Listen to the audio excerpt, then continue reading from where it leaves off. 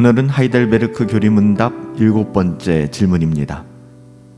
하이델베르크 교리문답 7번째 질문은 그렇다면 인간의 본성의 부패는 어디서부터 온 것입니까? 라고 묻고 있는데요.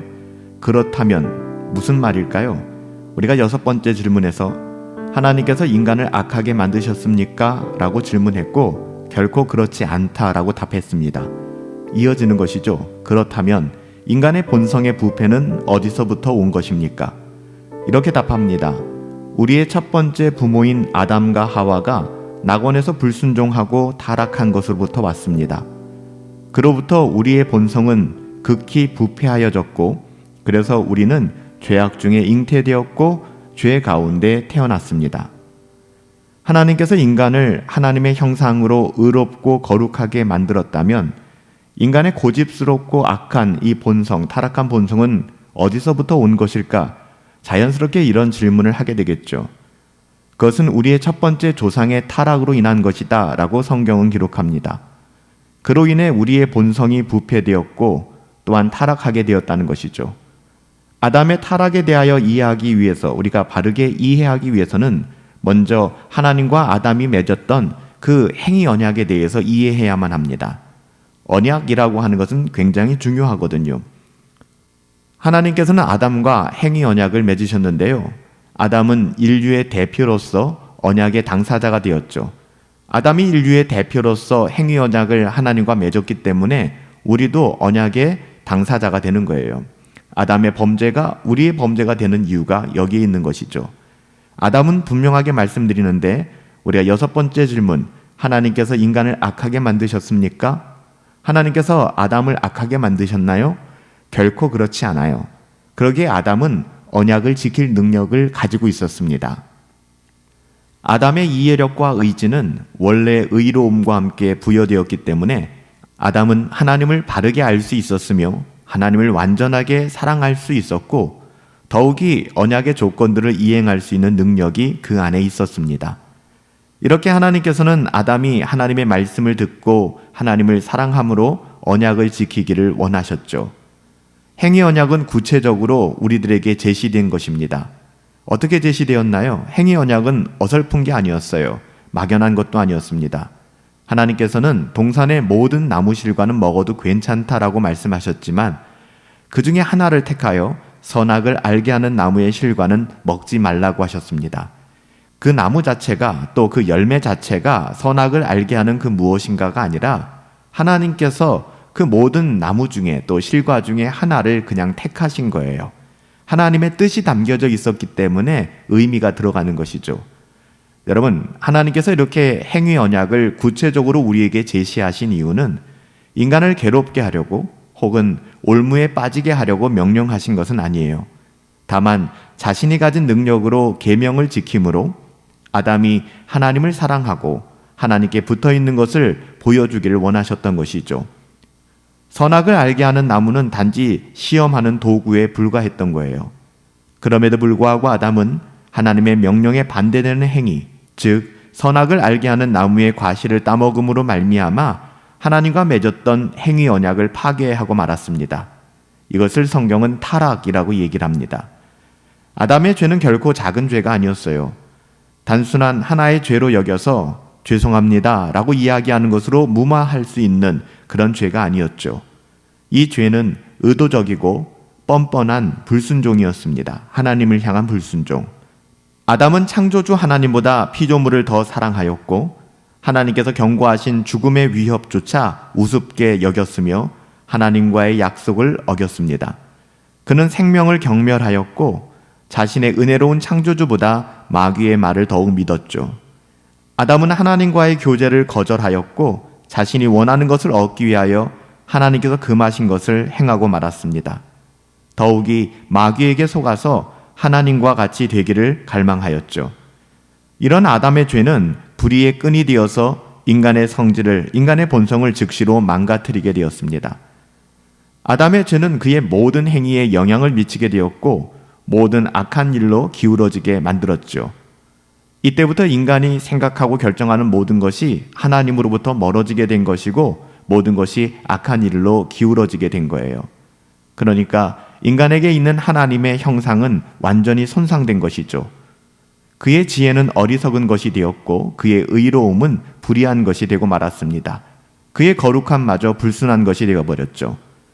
더욱이 마귀의 말을 듣고 마귀를 선택함으로 마귀의 성품과 마귀의 기질을 얻게 되었습니다. 결국 인간은 죄의 종으로 살아갈 수밖에 없게 되었죠.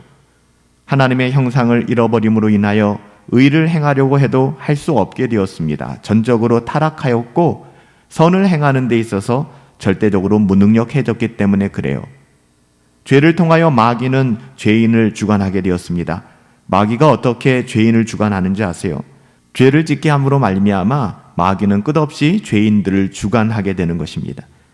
인간은 실제로 그래서 마귀의 종이 되었다라고 요한복음 44장에 너희 아비는 마귀다라고 이야기하잖아요. 아담과 하와가 행한 범죄의 결과는 예외 없이 우리들에게, 그의 모든 후손들에게 미치게 되었습니다. 로마서 5장 12절 말씀이죠. 따라서 우리 모두는 죄 가운데에서 태어나게 되었고 또한 잉태되었다는 거예요. 이러한 부패한 본성을 우리는 원죄라고 부릅니다. 이것을 다윗이 뭐라고 고백했죠? 시편 51편 5절에 보면 내가 죄악 중에 출생하였으며 어머니가 죄 중에 나를 잉태하였나이다. 원죄는 우리의 자연 유죄 상태를 구성합니다. 자연적으로 우리가 유죄 상태로 우리를 만들게 되는 것이죠. 원죄의 기능이 그렇습니다.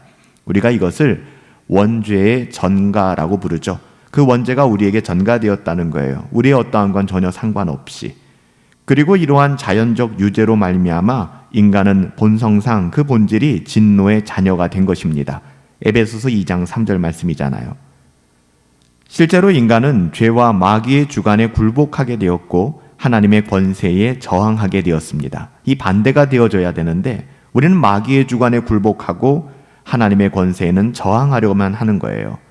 단순한 하나의 죄가 아니라 인간이 죄악에 완전히 기울어져 말하고 행하는 것 모두가 죄를 구성하게 된 것이죠.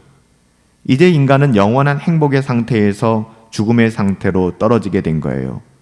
육체의 죽음은 물론이거니와 영적인 죽음이 찾아왔죠. 원죄로부터 실제적인 죄가 증가되었습니다. 알고 짓는 죄, 무지하여 짓는 죄, 이런 죄들이 계속해서 증가되었죠. 그래서 생각과 말과 행동에서 죄가 넘쳐나며 하나님께서 금하신 것을 어기는 죄, 명령하신 것을 이행하지 않는 죄들이 증가하게 된 거예요. 물론 의도적으로 짓는 죄들도 있는데요. 이것은 변명의 여지가 없는 것이죠. 또한 연약함으로 인하여 혹은 생각 없이 유혹에 대해 느슨함으로 인하여 짓는 죄들도 있어요. 자기 자신이 직접 짓는 죄도 있으며 한편으로는 다른 사람의 죄에 연루되어서 죄를 짓거나 혹은 다른 사람들의 죄를 돕는 경우도 있습니다. 이 모든 것들을 성경은 죄라 이렇게 이야기합니다. 이 중에서 성경은 가장 심각하고 무서운 죄로 성령을 회방하는, 성령을 모독하는 죄라라고 이야기하는데 여기에는 죄사함이 없다라고 이야기해요. 이는 이미 하나님의 진리를 경험하고 이해했지만 그 진리를 저버리고 내어버리고 의도적으로, 극히 의도적으로 악의를 가지고 진리에 대하여 회방하기 때문입니다. 아담의 죄는 모든 인간이 태어나면서부터 죄인인 상태를 만들었습니다. 또한 그의 타락은 인간을 악하게 만들었죠. 모든 인간이 자연적으로 죄인이며 혐오스럽게 부패되어 버린 것입니다. 이런 영적인 상태를 깨달아야 비로소 내 자신을 알게 되는 거예요. 이런 영적인 비참함에 대하여 내가 각성해야 비로소 내가 누구인가, 나에게 구원의 은혜가 필요하다는 것을 알게 되는 것이죠. 우리는 태어나면서부터 비참한 상태인 것을 깨달아야만 합니다. 당연히 이 깨달음을 통해 죄인은 겸손하게 되고 하나님의 은혜를 구하게 되는 것이죠. 이런 자신의 상태를 깨닫게 될 때 더 이상 자신을 자랑하는 말을 하지 않게 될 거예요. 자신을 대단한 존재로 여기던 생각마저 버리게 될 것입니다. 아직까지 자신의 죄와 그로 인한 비참함을 깨닫지 못하였다면 하나님의 율법을 통하여, 나의 어떠함이 아니에요, 하나님의 말씀인 율법을 통하여 성령의 역사가 임하기를 간절히 구해야 될 것입니다. 성령의 역사가 있어야 자신이 비참한 죄인이라는 것을 비로소 깨달을 수 있을 것입니다. 우리가 지난 시간에 살펴봤던 세 번째 질문이 이거였잖아요. 당신은 어디로부터 당신의 죄와 비참함을 알 수 있습니까? 하나님의 말씀인 율법이었잖아요. 하나님의 말씀인 율법을 우리가 깊이 깨닫고 또 묵상함으로 말미암아 우리의 어떠함, 나의 비참함과 죄에 대하여 알게 되는 것이죠. 성령의 역사가 있어야 우리가 비로소 비참한 죄인이라는 사실을 깨달을 수 있게 되는 것입니다. 사랑하는 성도 여러분, 오늘 하이델베르크 교리문답 7번째 질문은 인간의 본성의 부패가 어디서부터 왔는가를 묻고 있습니다. 이에 대한 대답 꼭 기억하세요. 우리의 첫 번째 조상, 부모인 아담과 하와가 낙원에서 불순종하고 타락한 것, 여기서부터 왔습니다. 그로부터 우리의 본성은 극히 부패되었고 그래서 우리는 죄악 중에 잉태되었으며 죄 가운데 태어났습니다. 아담과 하나님 맺었던 그 행위 언약이 우리에게 어떤 영향을 주었으며 우리가 이제는 행위 언약 가운데 있는 사람들이 아니잖아요. 은혜 언약에 있는 사람으로서 오직 예수 그리스도의 은혜를 바라보며 하나님께 지극히 감사하는 삶 살아갈 수 있게 되기를 예수님의 이름으로 축복합니다.